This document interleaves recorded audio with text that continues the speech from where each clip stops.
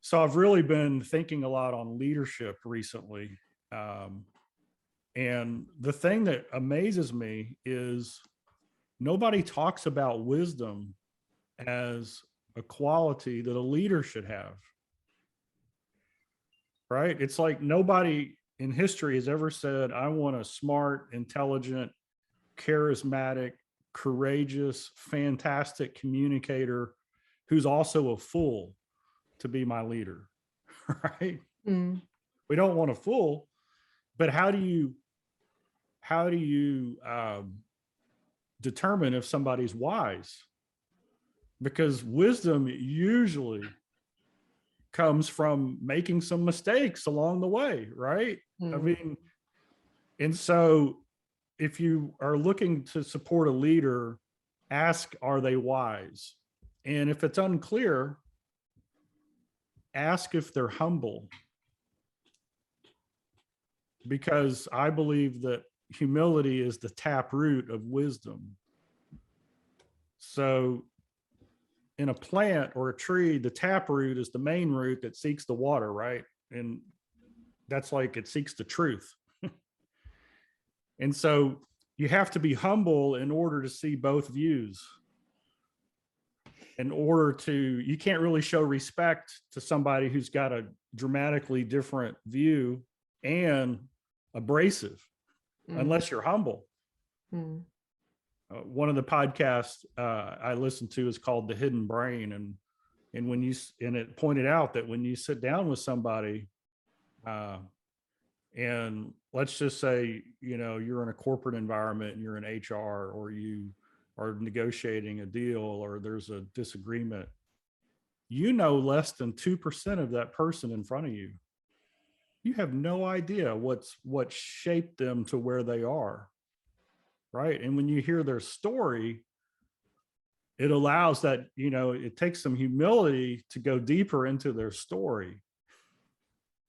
It's interesting what you're saying there. It kind of takes me back, guys. I don't know if you agree to some work we've done recently around Stoicism, and actually some of the things you're saying there and some of the reading, some of your work feels very Stoic. Would you say that is a big influence for you? Is that something as a kind of approach that you follow, Stoicism?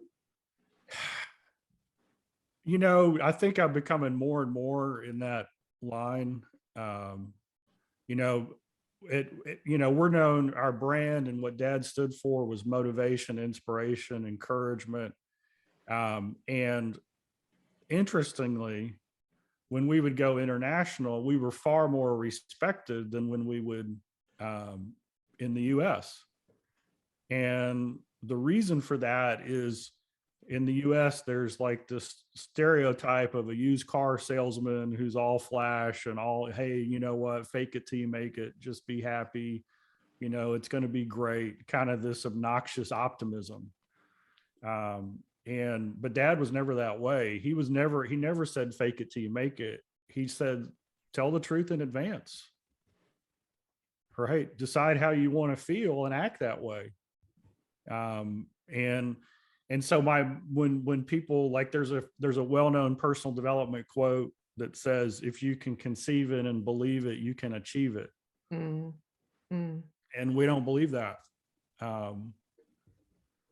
But can I just ask, just really quickly, I know, Sarah, you're running this, but I just need to get you on that particular point, because the whole idea of conceiving it, believing it, achieving it is fake it till you make it, isn't it? There's probably a strong connection there. Yeah. And so the way we differ in it is this. Dad used to use Shaquille O'Neal as the example.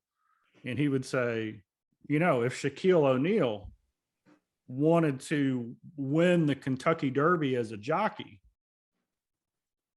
there's no way that would happen, even if he conceived it, believed it, and put all his money into it. It just wouldn't happen, right?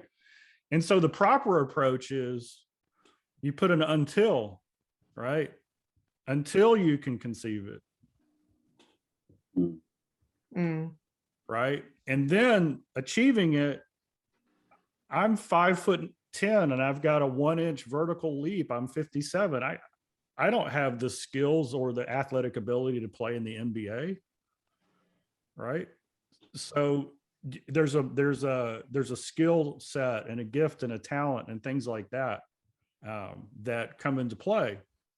Right. So if those line up, yeah, you can achieve it. And it's interesting though, because there's a counterpoint to this, and that is human potential is usually in educational format, the parameters are around IQ, right? And so they segment people into IQ, but there's another determining factor in human potential, and it's really how much you care. It's grit. It's perseverance. It's I get knocked down, I get back up. I'm unstoppable. And so what's interesting is if you focus on IQ, it dampens grit. If you focus on grit or perseverance, it actually elevates IQ, because we can raise our IQ, right? If we're like, that's something I want to do, but I don't know, I don't have the skills, I don't have the knowledge. Guess what? You can go read, you can go learn, you can get a mentor, you can do a lot of things, and you actually get smarter in the process, right? Yeah, that quote, your attitude, not your aptitude, will determine your altitude, is very fitting with that.